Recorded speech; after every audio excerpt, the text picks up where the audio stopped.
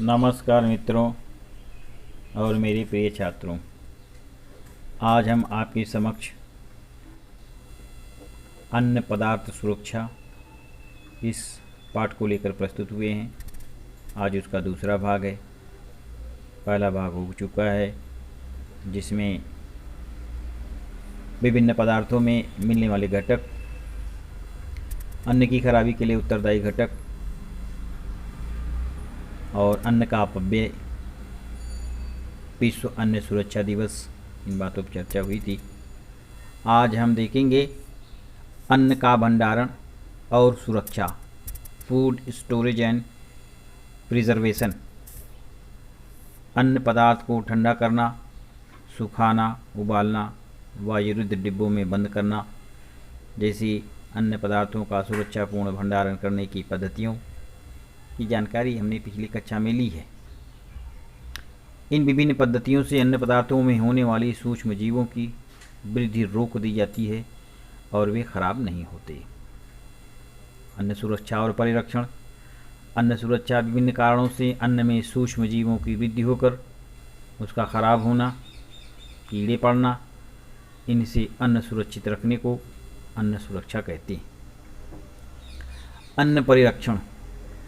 आंतरिक घटकों के कारण अन्न में होने वाली खराबी टालकर अन्न अधिक समय तक टिकाऊ रखने के लिए अलग अलग खाद्य परिरक्षकों का उपयोग किया जाता है। इस पद्धति को अन्न परिरक्षण कहते हैं।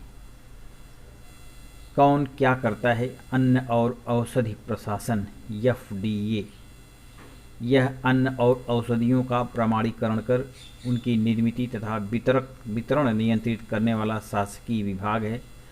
अन्न सुरक्षा और मानांकन अधिनियम 2006 अनुसार भारतीय अन्न सुरक्षा और मानांकन प्राधिकरण FSSAI संस्थान की स्थापना की गई है। उसका वेब एड्रेस इस प्रकार से है www.fssai.gov.in, www.fda.maharashtra.gov.in। अब अन्न सुरक्षा और परिरक्षण कैसे करने की कुछ विधियां हैं, उन विधियों को यहाँ दिया गया है। हम एक एक करके एक विधियों के बारे में बताएंगे, उसे आप ध्यान से सुनिए। हिमीकरण। कम तापमान पर अन्न पदार्थ में जैविक तथा रासायनिक प्रक्रियाओं की गति कम हो जाती है। इस कारण अन्न पदार्थ बहुत समय तक टिक पाते हैं। इसके लिए ही घर के प्रशीतक का उपयोग किया जाता है। प्रशीतक यानी फ्रीज। दूसरा है गैसों का उपयोग।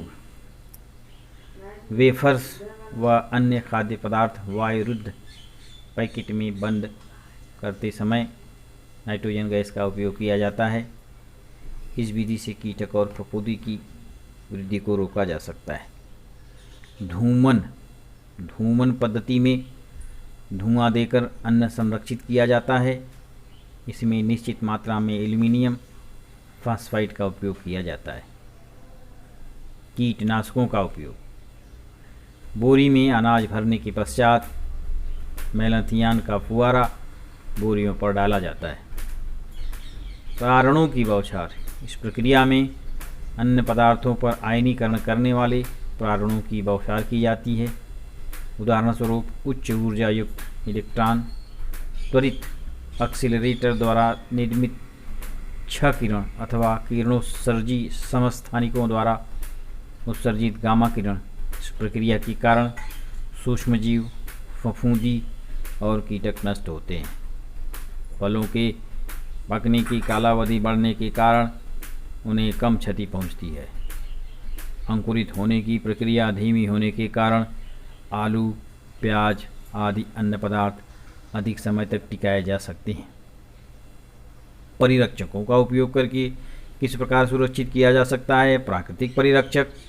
प्राकृतिक पदार्थ जैसे नमक, शक्कर, तेल का उपयोग करके अचार, मुरब्बे, जैम, पेठा आदि बनाए जाते हैं। रासायनिक परिरक्षक। इसमें प्रमुख रूप से एसिटिक अम्ल, यानी सिरका, साइट्रिक अम्ल, बेंजोएम, सोडियम बेंजोएट तथा कुछ नाइट्रेट व नाइट्राइट लवणों का उपयोग कर सांस, जेली, जैम, पकाने के लिए तैयार सब्जियां और अन्न के पैकेट बनाकर लंबे समय तक इन्हें टिका कर रखा जाता है। पाश्चरीकरण, इस पद्धति में दूध या अन्य तत्सम पदार्थ विशिष्ट तापमान तक, उदाहरणार्थ दूध 80 डिग्री सेल्सियस तापमान तक 15 मिनट गर्म किया जाता है और फिर तेज़ी से उसे ठंडा किया जाता है। इससे दूध के सूक्ष्म जीव नष्ट हो जाते हैं और वह लंबे समय तक खराब नहीं होता। क्या तुम जानते हो, महाराष्ट्र में लासल गांव में प्याज और आलू पर तथा नवी मुंबई में मसालों पर प्रारणों की बौछार करने वाले यंत्रों के केंद्र खोले गए हैं।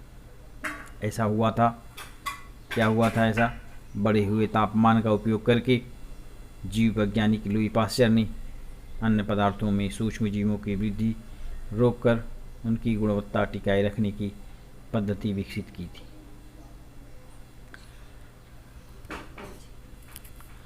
अन्न का अपमिश्रण या मिलावट क्या है? अन्य पदार्थ दूध में क्या मिलाया जा सकता है? लाल मिर्च पाउडर में क्या मिलाया जा सकता है? किसको दिखाने के लिए उसमें पपीते के बीज मिलाए जाते हैं?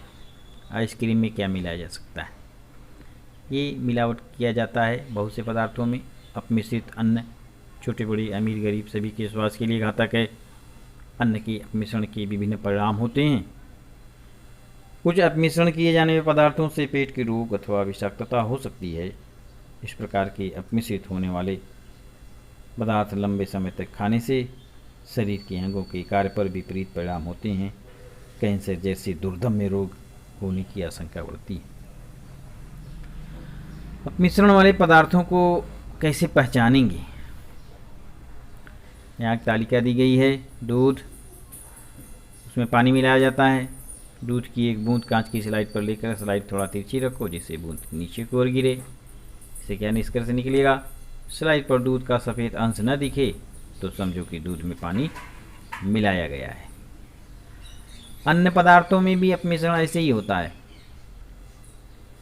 अन्य पदार्थों से कुछ महत्वपूर्ण घटक अलग कर लेना, उदाहरण दूध का स्निग्धांश, लौंग, इलायची काट निकाल लेना। कम गुणवत्ता वाला पदार्थ, अखाद्य पदार्थ या हानिकारक रंग मिश्रित करना। हानिकारक पदार्थों का उपयोग करना, उदाहरण जैसे छोटे कंकड़, पत्थर, लोहे का बुरादा, घोड़े की लीद, यूरिया, लकड़ी का बुरादा। सोचो, अपने दैनंदिन जीवन में हम क्या खा रहे हैं और हमारा अन्न पौष्टिक है या नहीं, इसका विचार करना हर व्यक्ति के लिए आवश्यक है। लाल मिर्च पाउडर में क्या मिलाया जाता है? ईंट का बुरादा। 1 चम्मच लाल मिर्ची पाउडर बीकर में लो, आधा बीकर पानी भरकर उसमें पानी डालो। अब इसे मिलाकर 5 मिनट तक स्थिर होने दो। अगर बीकर की पेटी में लाल रंग की परत जमा हो जाए तो समझ लो कि मिर्ची पाउडर में ईंट का बुरादा मिलाया गया है।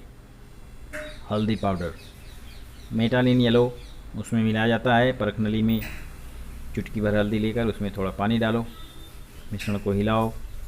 अब उसमें थोड़ा सांद्र हाइड्रोक्लोरिक अम्ल मिलाओ। निष्कर्ष निकलेगा, यदि सांद्र हाइड्रोक्लोरिक अम्ल के कारण मिश्रण लाल दिखता है, हल्दी में मेटालिन येलो की मिलावट हो तो यह लाल रंग बना रहता है। सूजी में लोहे के कण, सूजी पर एक चुंबक घुमाओ, चुंबक में लोहे का बुरादा चिपके तो सूजी में लोहे के कणों की मिलावट होती है। अन्य पदार्थों में अपमिश्रण के संदर्भ में अधिक जानकारी देने वाली पुस्तकें प्राप्त करो और उन्हें पढ़ो। क्या तुम जानते हो 1954 में लोकसभा में अन्न में अपमिश्रण प्रतिबंधक अधिनियम पारित किया गया। इसमें समयानुसार किए गए और 1976 की अधिनियम के अनुसार हानिकारक पदार्थों की मिलावट करने वाले व्यक्ति को आजीवन कारावास दंड देने का प्रावधान रखा गया है। इसमें अन्न का भंडारण सुयोग्य जगह पर सुयोग्य पद्धति से होना चाहिए। अन्य पदार्थों का उपयोग पूरी आवरण अन्न और औषधि के लिए हानिकारक न हो, उस पर निर्माण की तारीख, कालावधि तथा भंडारण संबंधी सूचनाएं सुस्पष्ट रूप से लिखी होनी चाहिए, ऐसा प्रावधान किया गया है। इसी सदैव ध्यान में रखो। क्या फलों को अधिक स्वादिष्ट और आकर्षक बनाने के लिए उन्हें रासायनिक पदार्थों का इंजेक्शन दिया जाता है। दूध बेचने वाले दूध की स्निग्धता बढ़ाने के लिए उसमें यूरिया मिलाते हैं। अपना नुकसान कम होने के लिए कुछ दुकानदार कई डिब्बों तथा पैकेटों पर लिखी एक्सपायरी डेट बदल देते हैं। आकर्षक सुनहरे पीले रंग के पके हुए से लगने वाले केले तथा अन्य कई फलों को पकाने हेतु कैल्शियम कार्बाइड और अन्य रासायनिक पदार्थों का उपयोग किया जाता है। शीत पेयों में कई बार कार्बोहाइड्रेट, सोडा, फास्फोरिक अम्ल जैसे हानिकारक पदार्थों का उपयोग किया जाता है। पिछला वीडियो और आज की वीडियो को देखने के बाद आप सबको पाठ के आधार पर जो स्वाध्याय दिए गए हैं उन्हें पूर्ण करना है। धन्यवाद।